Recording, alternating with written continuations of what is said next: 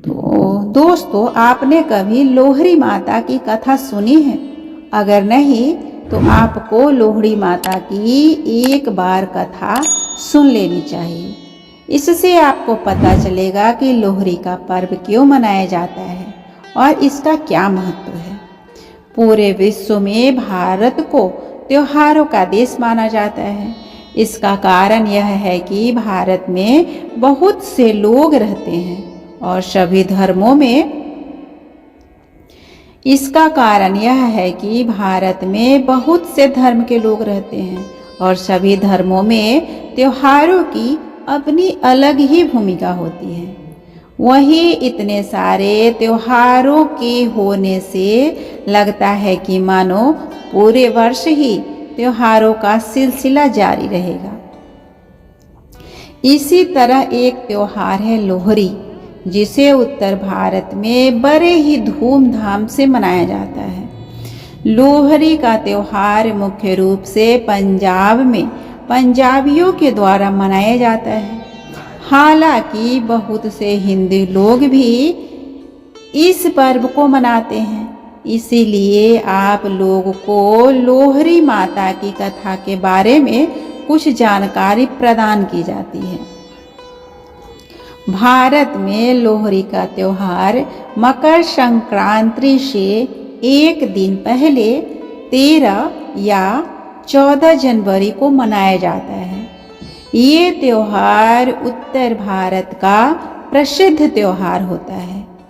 लोहड़ी माता सती की याद में मनाई जाती है, लेकिन इसका मुख्य उद्देश्य सभी के साथ घुल मिलकर शीत ऋतु की सबसे बड़ी रात को सबके साथ मिलकर जश्न मनाना है।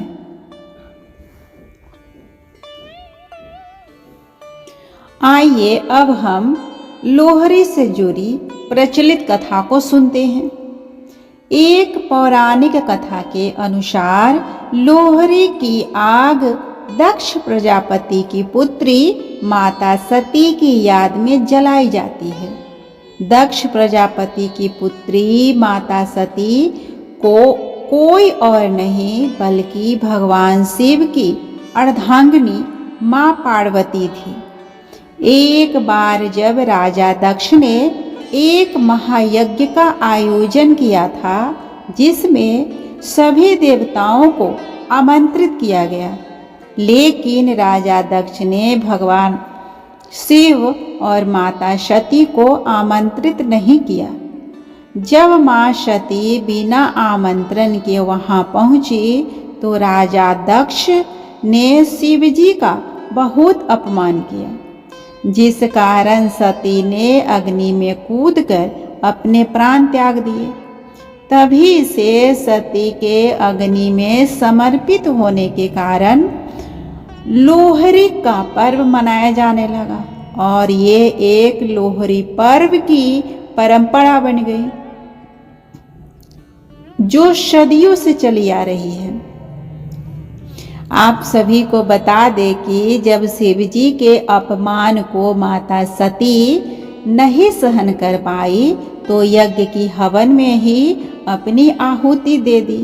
तब से माता सती की याद में हर वर्ष लोहड़ी का पर्व मनाया जाता है। लोहड़ी का पर्व हर साल मकर संक्रांति से एक दिन पहले मनाया जाता है। एक और मान्यता के अनुसार लोहड़ी को दुल्ला भट्टी से जोड़ा जाता है। लोहड़ी के दिन जितने भी गीत गाए जाते हैं, सभी गीतों में दुल्हा भट्टी का उल्लेख जरूर मिलता है।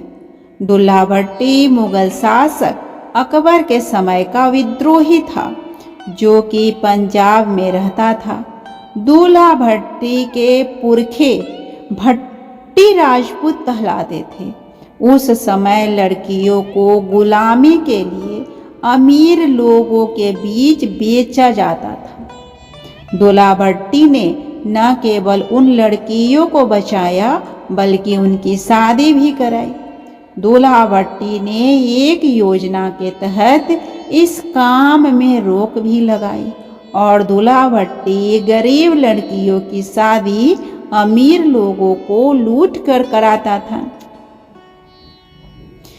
एक और हिंदू मान्यताओं के अनुसार लोहरी के दिन कंस ने श्री कृष्ण भगवान को मारने के लिए लोहिता नाम की राक्षसी को गोकुल भेजा था, जिसे श्री कृष्ण जी ने खेल खेल में ही मार दिया।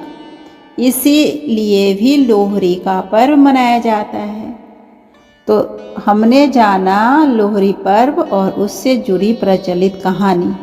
उम्मीद करती हूँ आप सभी को ये वीडियो पसंद आया होगा। अगर अच्छा